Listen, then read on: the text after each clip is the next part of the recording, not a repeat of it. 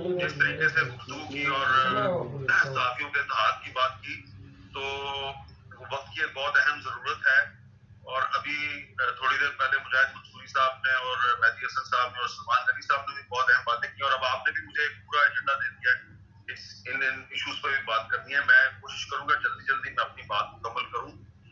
دیکھیں، سب سے پہلی بات تو یہ ہے کہ جو بات کی ہے نا مجاہد منصوری صاحب نے کہ میڈیا کا ایجنڈا پرو پیپل ہونا چاہیے، تو یہ ایک بڑی اہم بات ہے، کیونکہ جو پاکستان میں میڈیا پر پابندی لگائی جاتی ہے ہمیشہ وہ قومی مفاد کے نام پہ لگائی جاتی ہے، نیشنل انٹرسٹ کے نام پر.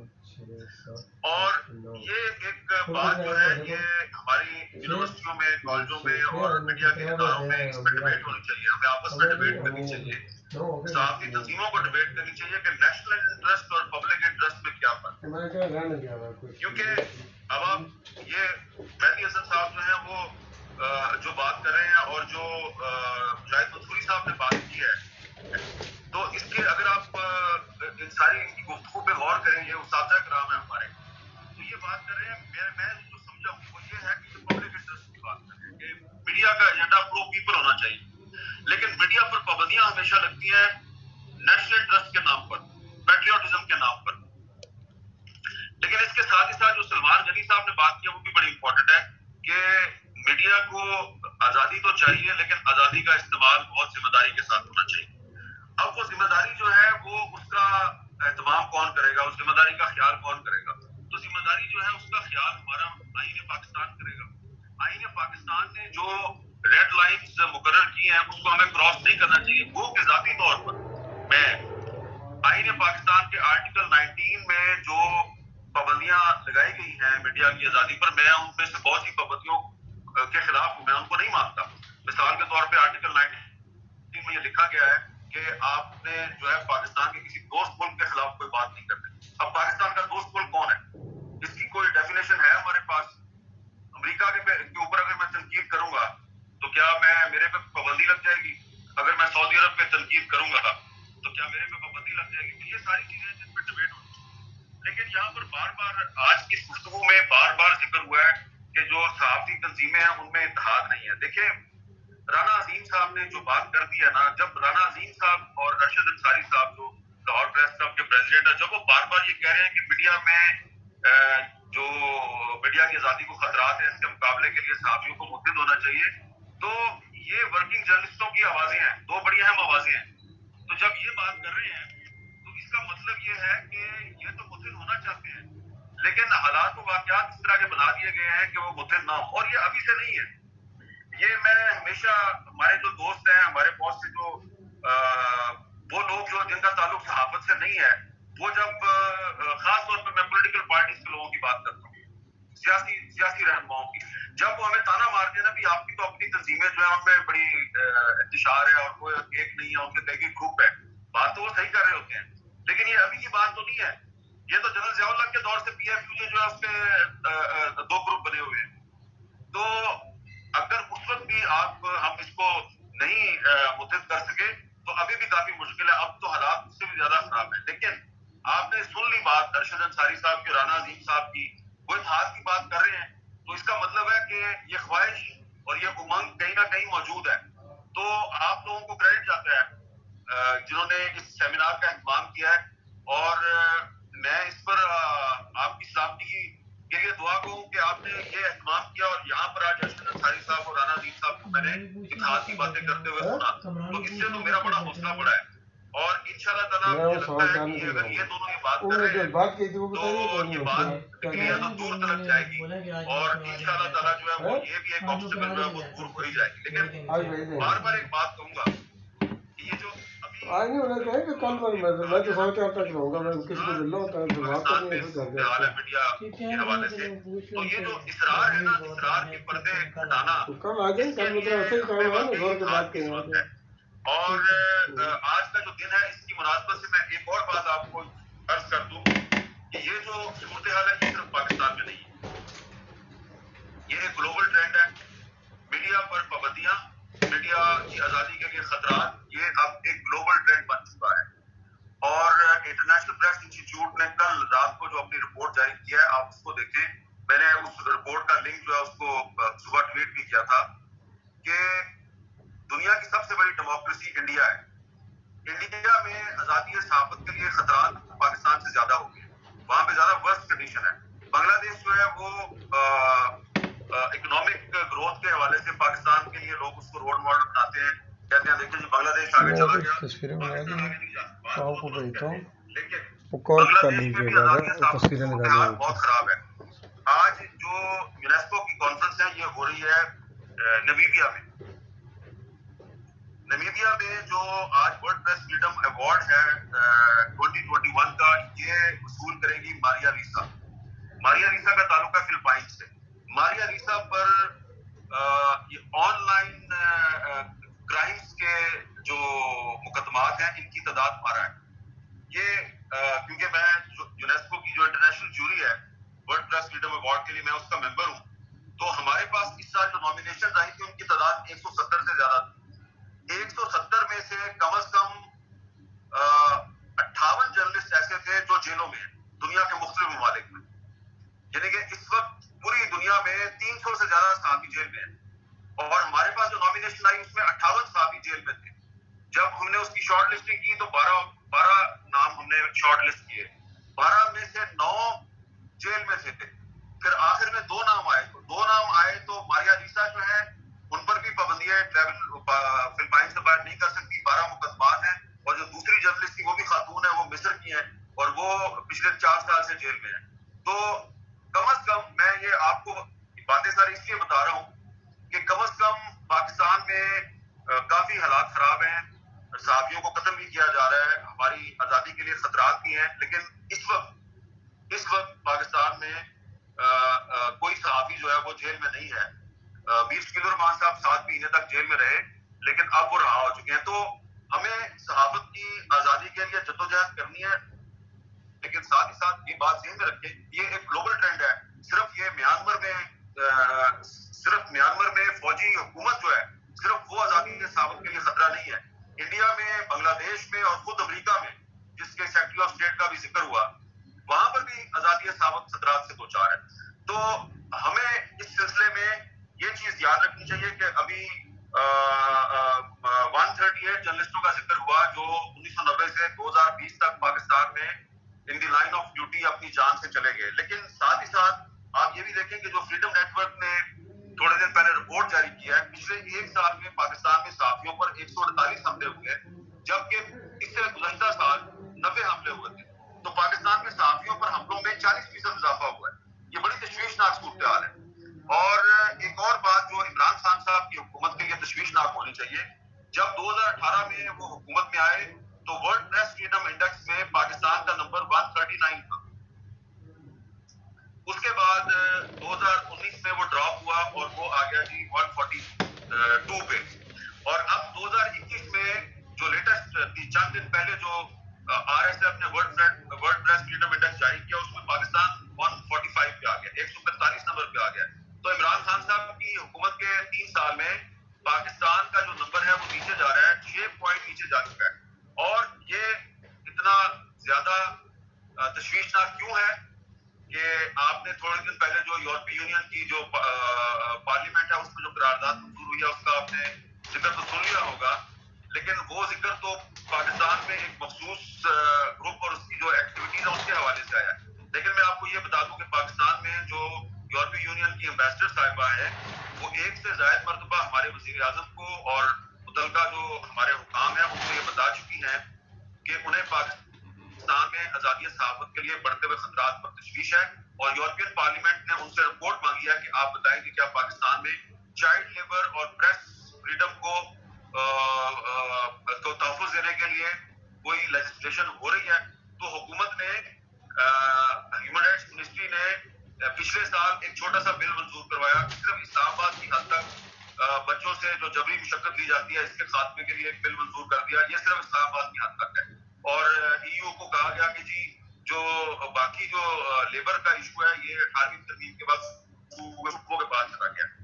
لیکن جب EU نے پوچھا کہ بتائیے کہ آپ نے جرنلسٹ کی پروٹیکشن کے لیے کوئی لیجسلیشن کی ہے, تو اس کے بعد ہیومن رائٹس منسٹری نے اور انفارمیشن منسٹری نے مل کر ड्राफ्ट तैयार किया, और वो जो ड्राफ्ट है उसमें फिर तो तमाम स्टेक होल्डर्स थे, उससे पूछा गया, बड़ा अच्छा ड्राफ्ट है, और उसमें जो कमेटी टू प्रोटेक्ट जर्नलिस्ट है, रिपोर्टर्स विदाउट बॉर्डर्स है, और human rights commission of Pakistan से भी इनपुट ली गई, और मैंने खुद वो जो ड्राफ्ट था वो हारिस खलीक साहब के जरिए जनाब रूम आइए रहमान साहब को दिया।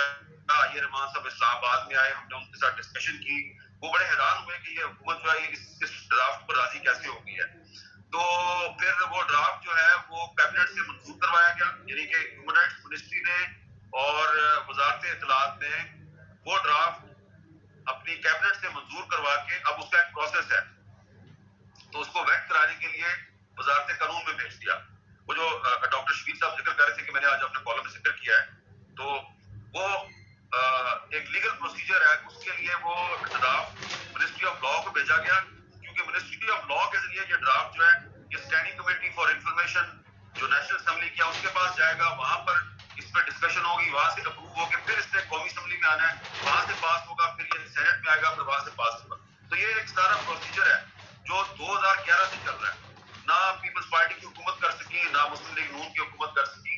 तो ये अभी पिछले 2.5-3 साल में काफी जोर लगाने के बाद जब वजारत इत्तलात और इंफॉर्मेशन मिनिस्ट्री ने इस ड्राफ्ट को वजारत कानून में भेजा, तो वहां पर जो वजीर कानून बैठे हुए हैं फरोग नसीम साहब, उन्होंने ऑब्जेक्शन ये लगाई कि पाकिस्तान में सहाफी इतने स्पेशल कब से हो गए कि इनकी प्रोटेक्शन के लिए बिल बनाया जाए, तो उन्होंने इसको मुस्तरद कर दिया। अब उस पर जो हुकूमत के वज़रा हैं, जिनके बारे में कुछ लोगों का ख्याल है कि बड़े पावरफुल वज़रा है, तो अब वो जो है वो सहाफियों से कह रहे हैं जनाब कि अब आप इस पे आवाज उठाएं, भैया आप जाके खुद जाके अब अपने वजीर आज़म से बात करें, जिसकी सदारत में काबीना के इजलास ने वो ड्राफ्ट मंजूर किया।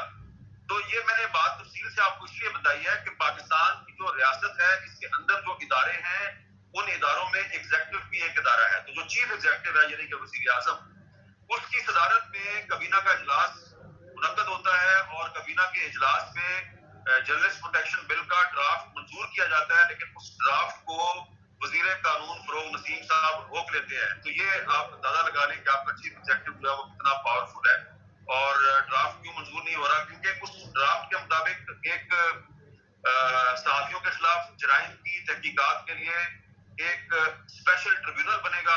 उस ट्रिब्यूनल के पास अदालत के इख्तियारात होंगे, और उस ट्रिब्यूनल में कारकुन सहाफी भी होंगे, उस ट्रिब्यूनल में मालकान की तंजीमों के नुमाइंदे भी होंगे, सुप्रीम कोर्ट का एक रिटायर्ड जज भी होगा, और मिनिस्ट्री ऑफ ह्यूमन राइट्स का एक नुमाइंदा भी होगा। तो उसमें वर्किंग जर्नलिस्ट भी मौजूद हैं, मालकान के नुमाइंदे भी मौजूद हैं, और रियासत के नुमाइंदे भी मौजूद हैं, और वो एक तरह का एक ब्रॉड बेस्ड किस्म का ट्रिब्यूनल या ब्रॉड बेस्ड किस्म की ज्यूरी है, और उस ज्यूरी जो है उसके पास ये इख्तियार होगा कि सहाफियों के खिलाफ जराइम में मुलव्वस रियासत के किसी भी अदारे से वाबस्ता शख्स जो है उसको वो कॉल कर सकते हैं, बुला सकते हैं, समन कर सकते हैं। किस पर एतराज है फरोग नसीम साहब? तो आप देखिए ना, हमारा मसला तो सिर्फ रियासती इदारे नहीं है, हमारा मसला सिर्फ स्टेट एक्टर्स नहीं है। ये राना अजीम साहब जो हैं, इन्होंने जब कुछ साल पहले कराची में कुछ सहाफियों पर हमला हुआ था और इन्होंने उसकी मजम्मत की, तो इनको जो थ्रेट किया तो वो नॉन स्टेट एक्टर्स ने किया था। बहुत से हमारे जो साथी हैं वो नॉन स्टेट एक्टर्स की वजह से वो जान सके। कुछ सहाफियों को स्टेट एक्टर्स से भी खतरा है, लेकिन जो ओवरऑल सूरत हाल है इसमें रियासत को और रियासती इदारों को आजादी सहाफत की बात करने वालों के साथ खड़ा होने की जरूरत है, क्योंकि इसमें रियासत का मुफाद है। अगर ये एक इस्लामी जमहूरिया पाकिस्तान है, तो इस मुल्क में अगर जमहूरियत मजबूत होगी तो उससे रियासत मजबूत होगी, और रियासत का एक चौथा स्तून जो है वो मीडिया भी है। तो अगर रियासत अपने चौथे स्तून को खुद मजबूत नहीं करेगी तो उसका मतलब है रियासत खुद अपने आप को मजबूत नहीं करना चाहती। तो इस हवाले से जो जर्नलिस्ट प्रोटेक्शन बिल है उसको मंजूर होने से रोकना, मेरा ख्याल है कि ये खुद रियासत के खिलाफ एक साजिश के मुतरादिफ है, और मैं ये समझता हूँ कि इसमें सहाफी तंजीमों को और हमारी जो इंटेलिजेंसिया है उसको अपनी आवाज उठानी चाहिए। हम भी इसमें आवाज उठा रहे हैं, और एक बात जिसकी तरफ इशारा किया है राना अजीम साहब ने और सलमान गनी साहब ने, ये बड़ी अहम है। अभी खुलकर इस पर मीडिया में बात नहीं हो रही। जैसा कि राना अजीम साहब ने ये प्रोटेक्ट किया है और इस खदशे का इजहार किया है कि आने वाले दिनों में मीडिया पर पाबंदियां मजीद बढ़ सकती हैं, तो ये बात उन्होंने बिल्कुल दुरुस्त किया है। ये बात पाबंदियों से आगे जा सकती है। اور جب کوئی جرنلسٹ جو ہے اس کو لاہور میں بیٹھ کر یہ پتا چل رہا ہے اور کسی کو کراچی میں بیٹھ کے یہ پتا چل رہا ہے کہ ہم پر مزید پابندیاں لگنے والی ہیں، تو اس کا مطلب ہے کہ صرف صحافت پر پابندیاں نہیں لگنے والی، اور بھی بہت کچھ ہونے والا ہے. تو اس لیے یہ جو آج کل پاکستان میں سیاسی تناؤ ہے اور حکومت اور اپوزیشن کی آپس میں لڑ رہے ہیں، تو ان کو بھی چاہیے کہ یہ بھی ڈائلاگ کی طرف آئیں، کم از کم وہ ایشوز جو جن پر ان کو بات کرنی چاہیے یہ بات کریں. اور جرنلسٹ پروٹیکشن بل کا جو معاملہ ہے یہ تو اسی صورت میں قانون بنے گا کہ اگر اس پہ حکومت اور اپوزیشن جو ہے وہ اکٹھے ہو جائیں گے. اس پہ آج بھی ہماری شام کو میٹنگ ہے حکومت اور اپوزیشن کے نمائندوں کے ساتھ، تو ان سے بھی ہم بات کریں گے. اور اس میں اگر جیسا کہ رانا عظیم صاحب نے اور ارشد انصاری صاحب نے کہا، اگر صحافتی تنظیمیں متحد ہو جائیں تو پھر ہمارا یہ جو کام ہے یہ مزید آسان ہو جائے گا. اور انٹرنیٹ کی آپ نے بات کی تھی ڈاکٹر شبیر صاحب، یہ جو مسلم لیگ نون کی حکومت کے دور میں ایک قانون منظور کیا گیا تھا پیکا، پاکستان الیکٹرانک کرائمز ایکٹ پیکا، تو یہ جو مسلم لیگ نون کی حکومت نے قانون منظور کیا تھا یہ آزادی اظہار کے تقاضوں کے خلاف تھا، یہ آئین پاکستان کے خلاف تھا، اور ابھی ان کی حکومت ختم نہیں ہوئی تھی. تو کچھ اداروں نے اسی قانون کو ان کے اپنے ہی لوگوں کے خلاف استعمال کرنا شروع کر دیا. اب اسی قانون کو ایف آئی اے استعمال کر رہی ہے صحافیوں کے خلاف. اور جس کسی نے بھی کسی صحافی کی کوئی آپ کو ویلاگ پسند نہیں آیا، اس کو ٹویٹ پسند نہیں آئی، ایف آئی اے والے اس کو کوئی چارج شیٹ نہیں کرتے، کوئی مقدمہ درج نہیں کرتے، بس پیکا کے قانون کے تحت اس کو بلا لیتے ہیں، اس کو تھریٹ وریٹ کرتے ہیں اور اس کے خلاف ایک کارروائی شروع ہو جاتی ہے. تو اس پر پچھلے دنوں ایک کنسلٹیٹو میٹنگ ہوئی تھی جس میں اگین تمام اسٹیک ہولڈرز موجود تھے، اس میں ہمیں بھی بلایا گیا تھا. اور اس میں ہم نے اپنے جو تمام تحفظات ہیں وہ بتائے تھے کہ یہ اگر حکومت جو ہے وہ انٹرنیٹ پر پابندیاں لگانے کے لیے کوئی نیا قانون لا رہی ہے تو اس سے پاکستان کو فائدہ نہیں نقصان ہوگا. دیکھیں اس فیلڈ میں یہ جو اپنا موبائل فون کی انڈسٹری ہے یہ بہت بڑی انڈسٹری ہے. اس میں اگر آپ نے فورن انویسٹمنٹ لے کے آنی ہے تو اس کے لیے آپ کو چاہیے کہ یہ جو فیلڈ ہے سوشل میڈیا ہے اس میں ذمہ داری کا احساس پیدا کرنا بہت ضروری ہے. اور گالی گلوچ اس میں نہیں ہونی چاہیے، جھوٹی الزام بازی بھی نہیں ہونی چاہیے. لیکن اگر آپ اس پر ناجائز پابندیاں لگائیں گے تو اس فیلڈ میں پاکستان میں اس شعبے میں فورن انویسٹمنٹ نہیں آئے گی. تو اس لیے میں سمجھتا ہوں کہ یہ پاکستان کی اکانومی کے لیے بھی خطرہ ہے. اب جو پاکستان میں آزادی صحافت کا مسئلہ ہے یہ صرف صحافیوں کی آزادی کا مسئلہ نہیں رہا، یہ پاکستان کی معیشت کا مسئلہ بھی بن گیا ہے. اگر اب آپ پاکستان میں جرنلسٹ پروٹیکشن بل منظور نہیں کریں گے، صحافیوں کی آزادی کو تحفظ نہیں دیں گے، تو یورپی یونین جو ہے وہ صرف اب آپ کو یہ نہیں کہہ رہی کہ جناب آپ پاکستان میں کچھ قوانین جو ان پہ نظر ثانی کریں. جو دو مین چیزیں ہیں انہوں نے کنوے کر دی ہوئی ہیں، آپ اس کو کنفرم کر سکتے ہیں گورنمنٹ آف پاکستان سے. ایک ہے چائلڈ لیبر اور دوسرا ہے جرنلسٹ پروٹیکشن. اس پر اگر اس سال کے اندر 2021 کے اندر حکومت پاکستان نے کوئی لیجسلیشن نہ کی تو ای یو آپ کو جی ایس پی اسٹیٹس سے نکال دے گی، آپ کا وہ اسٹیٹس ختم ہو جائے گا 2014 میں جو آپ کو ملا تھا. اور آپ کی 40% ایکسپورٹ جو ہیں ٹیکسٹائل انڈسٹری کی وہ یورپی یونین کے کنٹریز کی طرف جاتی ہے. تو لہٰذا اگر آپ پاکستان میں صحافت کی آزادی کو تحفظ دیتے ہیں تو اس کا مطلب ہے کہ آپ پاکستان کی جو معیشت ہے اس کو بھی تحفظ دے رہے ہیں. تو لہٰذا یہ ایک ایسا ایشو ہے، اس کو یہ نہیں سمجھنا چاہیے کہ یہ صرف کچھ پاگل صحافی جو ہیں اور کچھ کالم نگار جو ہیں اور کچھ اینکر جو ہیں ان کو پھول پھول بکنے کی آزادی چاہیے تو وہ آزادی مانگ رہے ہیں. ایسی بات نہیں ہے. جو بات ارشد انصاری صاحب نے اور رانا عظیم صاحب نے اور سلمان غنی صاحب نے کی ہے اس بات کو بہت غور سے سننے اور اینالائز کرنے کی ضرورت ہے. اور خاص طور پہ جو کمیونیکیشن اسٹڈیز کے اسٹوڈنٹس ہیں ان کو بھی یہ سوچنا چاہیے کہ ان کا مستقبل جو ہے وہ بھی اسی سے وابستہ ہے. اگر پاکستان میں میڈیا آزاد ہوگا، اس کی آزادی برقرار رہے گی تو اس شعبے میں جو نئے آنے والے ہیں ان کا مستقبل روشن ہے. اگر یہ آزادی ختم ہو جائے گی تو پھر پاکستان میں جو میڈیا کا جو شعبہ ہے اس میں جو نئے آنے والے ہیں ان کا مستقبل جو ہے وہ بھی اندھیروں کا شکار ہو سکتا ہے. مجھے پتا میں نے کافی لمبی بات کر دی ہے لیکن مزید بھی کچھ باتیں ہیں، لیکن بہت بہت شکریہ. جی بہت شکریہ سر. شہباز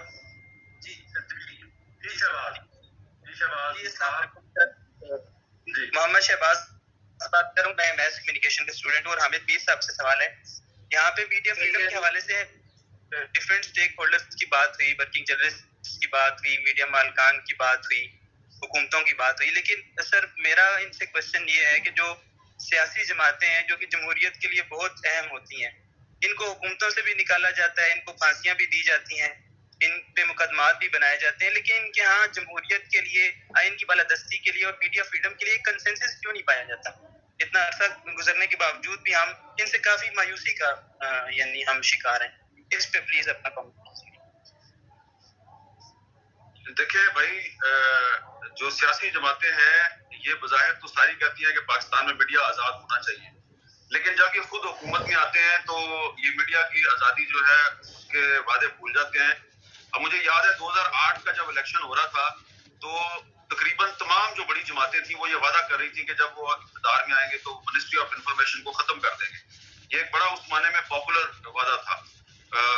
نہ صرف یہ کہ پیپلز پارٹی نے یہ وعدہ کیا, مسلم لیگ نون نے یہ وعدہ کیا, کہ پی ایم ایل کیو میں مشاہد حسین صاحب پی ایم ایل کیو میں تھے, انہوں نے بھی اس کی حمایت کی تھی. لیکن جب پھر یہ پاور میں آتے ہیں تو یہ بھول جاتے ہیں. دیکھیں سیاسی جماعتیں جو ہے نا, جب تک ان کے اندر ڈیموکریسی نہیں آئے گی تو آپ ان سے توقع نہیں کر سکتے کہ وہ کوئی ڈیموکریٹک کلچر کو فروغ دیں گے. اب ان کے اندر ڈیموکریسی کیوں نہیں آتی؟ اس لیے کہ پاکستان میں جو ڈیموکریٹک پروسیس ہے یہ بار بار ڈسٹربٹ ہوتا ہے اور پاکستان میں بار بار معاشرہ لگ جاتا ہے. جب جمہوریت آتی ہے تو وہ جمہوریت بھی نام نہاد جمہوریت ہوتی ہے, وہ غلام جمہوریت ہوتی ہے جس میں جو چیف ایگزیکٹو ہے وہ بے اختیار ہوتا ہے, بہت سے فیصلے کرنے کی اس کو آزادی نہیں ہوتی. اب جیسا کہ میں نے آپ کو مثال دی ہے کہ وزیر اعظم عمران خان صاحب کی صدارت میں کابینہ کا اجلاس منعقد ہوا, اس نے جرنلسٹ پروٹیکشن بل منظور کیا. اور جرنلسٹ پروٹیکشن بل کس نے بنایا؟ منسٹری آف انفارمیشن نے اور منسٹری آف ہیومن رائٹس نے, دونوں نے مل کے بنایا. اور انہوں نے تمام جو اسٹیک ہولڈرز ہیں ان کے ساتھ کنسلٹیشن. اسٹیک ہولڈرز کون تھے؟ ورکنگ جرنلسٹ تھے, مالکان تھے, سپریم کورٹ بار ایسوسیشن تھی, کچھ ساتھیوں کی تنظیمیں تھیں, ان سب سے انہوں نے بات کی. لیکن اب وہ لا منسٹری جو ہے اس نے اس کو روکا ہوا ہے. اب جو لا منسٹر صاحب ہیں وہ کون ہیں؟ وہ اپنی پارٹی کی نمائندگی نہیں کرتے, وہ متحدہ قومی موومنٹ سے ان کا تعلق ہے, لیکن متحدہ قومی موومنٹ خود کہتی ہے کہ وہ ہمارے کوٹے سے منسٹر نہیں بنے, تو جس کے کوٹے سے منسٹر بنے ہیں وہ شاید انہیں کی بات سنتے ہیں. تو ہم یہ نہیں کہہ سکتے کہ جو سیاسی جماعتیں ہیں وہ میڈیا کی آزادی کی مخالف ہیں. ہم یہ کہہ سکتے ہیں کہ سیاسی جماعتیں بھی اتنی ہی مجبور ہیں جتنا میڈیا مجبور ہے. پاکستان میں جو صحافت کی آزادی ہے یہ پارلیمنٹ اور عدلیہ کی آزادی سے مشروط ہے. اب پارلیمنٹ جو ہے یہ اسی وقت آزاد ہوگی جب وزیر اعظم کی کابینہ میں کیے گئے فیصلے جو ہیں وہ ان پر عمل درآمد ہوگا اور وزیر قانون ان فیصلوں کے راستے میں رکاوٹ نہیں بنے گا. اور عدلیہ جو ہے وہ اسی وقت آزاد ہوگی جب قاضی فاریق صاحب جیسا جو جج ہے وہ جب فیصلہ کرے تو اس کے خلاف کوئی ریفرنس نہیں آئے گا. تو یہ سیاسی جماعتیں جو ہیں جب تک یہ اپنے اندر ڈیموکریسی نہیں لے کے آئیں گی یہ مضبوط نہیں ہوں گی, اور جب تک یہ مضبوط نہیں ہوں گی تو پاکستان میں ڈیموکریٹک کلچر جو ہے وہ فروغ نہیں پا سکتا. تو یہ جو آپ کا سوال ہے اس کا مختصراً جواب یہ ہے کہ میڈیا کی آزادی جو ہے وہ آپ آئسولیشن میں نہ دیکھیں. اس کو صرف آپ کہیں گے کہ میڈیا آزاد ہو جائے تو سارے مسئلے حل ہو جائیں گے. اکیلا میڈیا آئسولیشن میں آزاد نہیں ہو سکتا. اسی لیے ہماری جو صحافتی تنظیمیں ہیں ہم خود جو ہے ہم جب اپنی آزادی کی بات کرتے ہیں تو ساتھ ہی ساتھ ہم پارلیمنٹ کی آزادی کی بات بھی کرتے ہیں اور عدلیہ کی آزادی کی بات بھی کرتے ہیں. اس لیے جو قاضی فائز صاحب نے اپنے خلاف جو فیصلہ آیا تھا اس کی جو ریویو پٹیشن تھی, اس ریویو پٹیشن میں Pakistan federal union of journalist جو ہے وہ بھی پارٹی بن گئی تھی, کیونکہ ہم یہ سمجھتے تھے کہ یہ جو میڈیا کی آزادی ہے یہ عدلیہ کی اور پارلیمنٹ کی آزادی سے مشروط ہے. تو یہ ایک بڑا ایشو ہے, یہ صرف میڈیا کی آزادی کا ایشو نہیں ہے. آپ ایسا نہ کیجیے کہ سارے سوال 2-4 سوال لے کے اور ایک سوال آخر پہ جی بیٹا,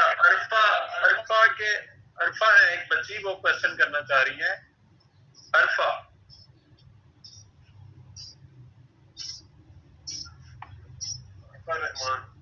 رحمان. جی بیٹا عرفا, آر یو دیر؟ اپنا مائک کھولے اور بیٹا کوشچن کر لیں. عرفا رحمان شیخ.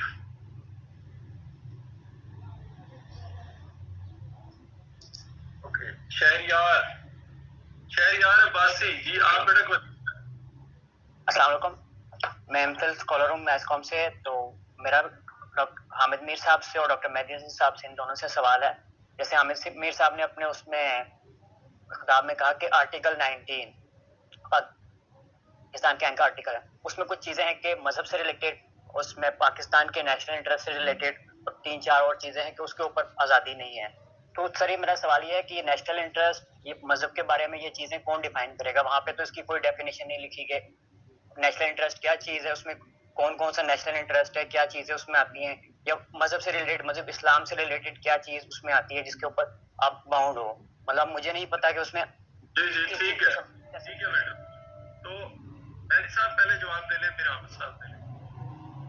जी डॉक्टर मेहदी साहब, सर मुख्तसर।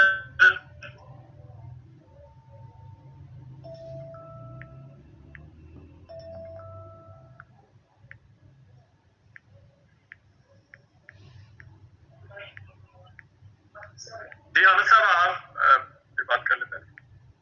देखिए इसमें ये जो सवाल है आर्टिकल 19 के हवाले से, इसमें मैंने तो जो एतराज किया है वो इसमें जो एक जो इसमें उन्होंने पाबंदी लगाई है कि आप किसी दोस्त मुल्क पर तनकीद नहीं कर सकते। अब मैंने यही सवाल उठाया ना कि दोस्त मुल्क की क्या तारीफ है। इस लिहाज से तो आप कहेंगे इंडिया भी हमारा दोस्त मुल्क है, क्योंकि आपका हाई कमीशन वहां पे काम कर रहा है, आप वीजा लेके इंडिया जा सकते हैं, तो जिस मुल्क के साथ आपके सफारती ताल्लुकात हैं वो आपके दोस्त मुल्क की कैटेगरी में आता है। और इसी तरह अमेरिका जो है उस पर पाकिस्तान में सबसे ज्यादा तनकीद होती है। तो इसको डिफाइन करने की जरूरत है। और जब 18वीं तरमीम मंजूर करने का प्रोसेस चल रहा था, उस वक्त हमने ये बात की थी तमाम जो स्टेक होल्डर्स थे, जो बड़ी पार्टियां थी, कि आप आर्टिकल 19 पे थोड़ी सी नजरसानी करें। तो उस वक्त उन्होंने हमारी बात नहीं सुनी। अब आप देखें कि आर्टिकल 19 को जो जाहिर ये समझा जाता है कि ये आजादी सहाफत को या आजादी इज़हार को तहफ़्फ़ुज़ देता है, अब आर्टिकल 19 को इस्तेमाल किया जाता है पाबंदियां लगाने के लिए। तो इसमें एक और भी लफ्ज है डिसेंसी, कि डिसेंसी का ख्याल रखना है। अब डिसेंसी की भी जो है वो डिफाइंड नहीं है।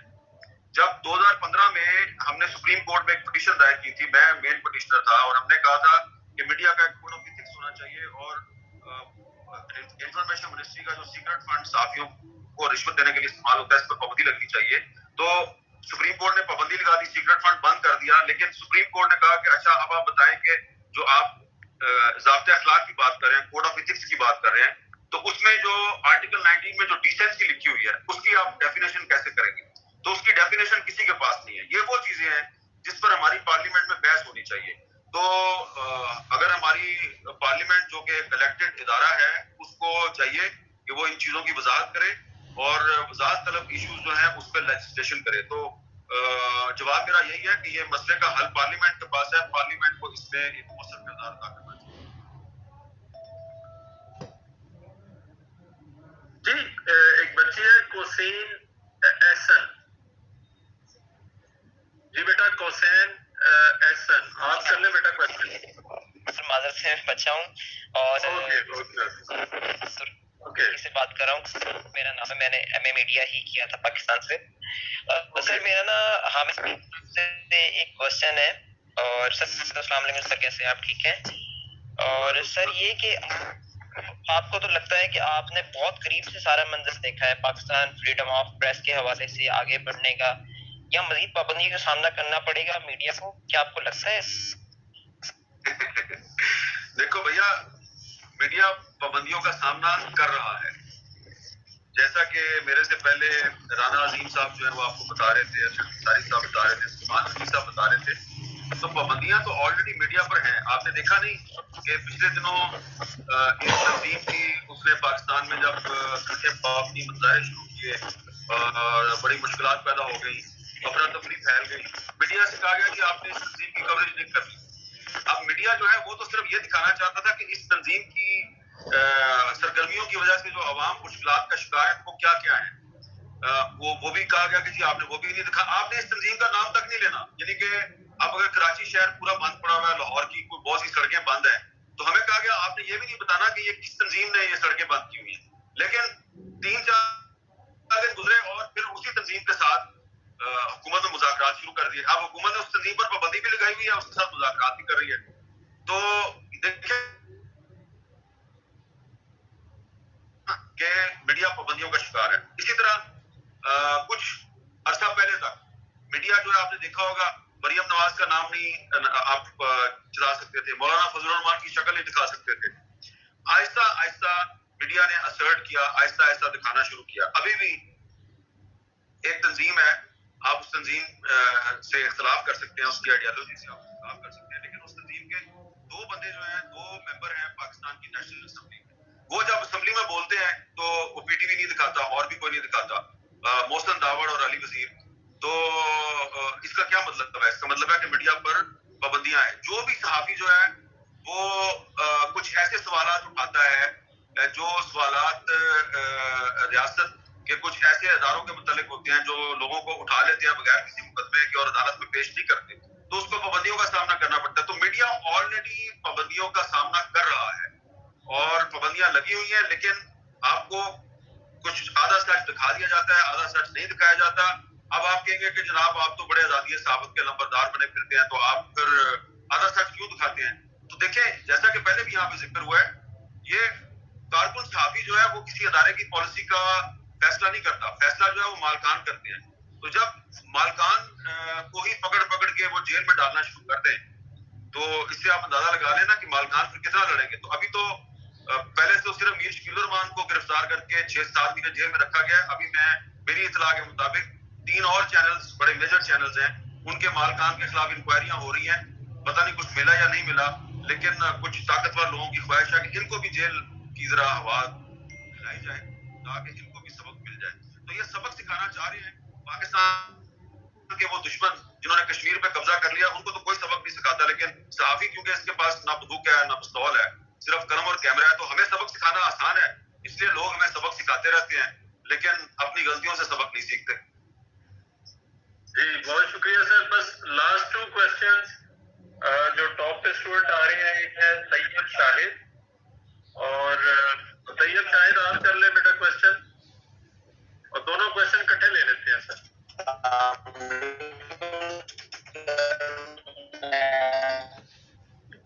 طیب آپ کے ساؤنڈ کا ایشو ہے, آپ ذرا بند کر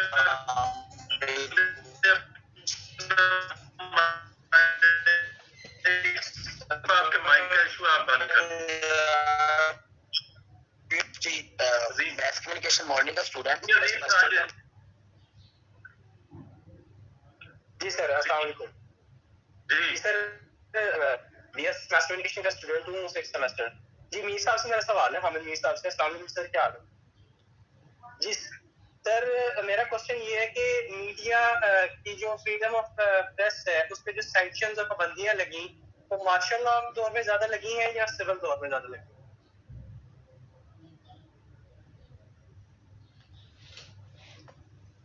بس یہ ایک ہی سوال ہے. جی سر بس وائنڈ اپ کر دیں. جی دیکھیے یہ جلدی سے کر لیں, جلدی سے. میرا جو ہے رانا عظیم صاحب سے بھی ایک کوشچن ہے کہ ابھی ایک صحافی کو مسنگ کر دیا گیا ہے, نوید ملک صاحب کو, جو کہ روز چینل اور دیگر اس طرح کے چینل سے وابستہ ہے. میرا سوال یہ ہے کہ یہ جو اس طرح کے لوگوں کو صحافیوں کو اٹھا لیا جاتا ہے, تو ہم لوگ ان کے لیے کیوں نہیں آواز اٹھاتے؟ ایک چھوٹا سا طبقہ جو ہے وہ, یہ چھوٹے سے صحافی جو ہے وہ پریس کلب کے باہر مظاہرہ تو کرتے ہیں, لیکن مین اسٹریم میڈیا کے اوپر اس کی کوریج نہیں دکھائی جاتی. ایک میرا یہ سوال ہے. دوسرا میرا سوال ہے حامد میر صاحب سے, وہ یہ کہ حامد میر صاحب آپ کافی عرصے سے جو ہے وہ صحافت سے وابستہ ہے, اب یہ بتا دیجیے کہ جو صحافی پروٹیکشن بل ہے یہ کیوں نہیں نافذ عمل ہو پا رہا ہے, اس کے پیچھے کیا مراقبات ہے, کیوں نہیں جو ہے وہ پارلیمنٹ میں لوگ جا کے اس کے اوپر بات کرتے؟ بہت شکریہ. دیکھیں میں نے اس کا تو جواب پہلے دے دیا ہے کہ پاکستان کا جو وزیر اعظم ہے اس کی صدارت میں کابینہ کا اجلاس ہوا, اس نے جرنلسٹ پروٹیکشن بل منظور کیا, اس کو وزارت قانون نے روک دیا ہے کیونکہ وزیر قانون جو ہے وہ نہ اپنی پارٹی کا نمائندہ ہے نہ ہی وہ اپنی گورنمنٹ کی نمائندگی کر رہا ہے. تو یہ تو وزیر اعظم صاحب کو پوچھنا چاہیے. ہم تو اس پہ آواز اٹھا رہے ہیں, میں نے آج کالم بھی لکھا ہے اور بھی میں اس سے پہلے بھی بات کر چکا ہوں. لیکن یہ جو اس سے پہلے سوال کیا گیا وہ بڑا اہم ہے کہ پاکستان میں مارشل لا دور میں زیادہ پابندیاں لگی ہیں صحافت پر یا جمہوریت دور میں زیادہ پابندیاں لگی ہیں؟ دیکھیں مارشل لا دور جو ہوتا ہے نا, مارشل لا دور تو پابندیوں کا دور ہوتا ہے, اس میں تو صحافت پر پابندی لگنی ہوتی ہے. مارشل لا کا مطلب مارشل ہے, کوئی قانون ہی نہیں ہے, آئین ہے ہی نہیں پاکستان میں. اسی لیے میں یہ بات ہمیشہ کہا کرتا ہوں کہ یہ جو ایک تصور ہے نا, لوگ کہتے ہیں صحافی کو نیوٹرل ہونا چاہیے. صحافی نیوٹرل نہیں ہو سکتا, آبجیکٹو ہو سکتا ہے, کیونکہ اگر صحافی جو ہے وہ نیوٹرل ہو جائے گا تو پھر ڈکٹیٹر اور ڈیموکریسی, ڈکٹیٹرشپ یا ڈیموکریسی میں اگر آپ نے کسی کے ساتھ کھڑا ہونا ہے تو آپ डेमोक्रेसी के साथ खड़े होंगे, क्योंकि डेमोक्रेसी में आपको आजादी इजहार मिलेगी, डिक्टेटरशिप तो आपकी आजादी छीन लेती है। तो सहाफी जो है वो रवायती तौर पर पाकिस्तान के सहाफी हमेशा जमहूरियत के साथ रहे हैं। आमरीत के साथ कोई कोई सहाफी होता है और वो बहुत ही बड़ा सहाफी होता है जो डिक्टेटरशिप का साथ देता है, लेकिन जो आम जैसे सहाफी होते हैं, जैसा मैं हूँ या अरशद अंसारी साहब हैं या राना अजीम साहब हैं या सलमान गनी साहब हैं, हम आम किस्म के सहाफी हैं। तो हमारा मसला ये है कि हमने, हमारा ब्रेड एंड बटर जर्नलिज्म है, तो हमने तो जमहूरियत ही का साथ देना है, क्योंकि जमहूरियत होगी तो हमारा कारोबार भी चलेगा, हमारा ये पेशा जो है ये भी चलता रहेगा।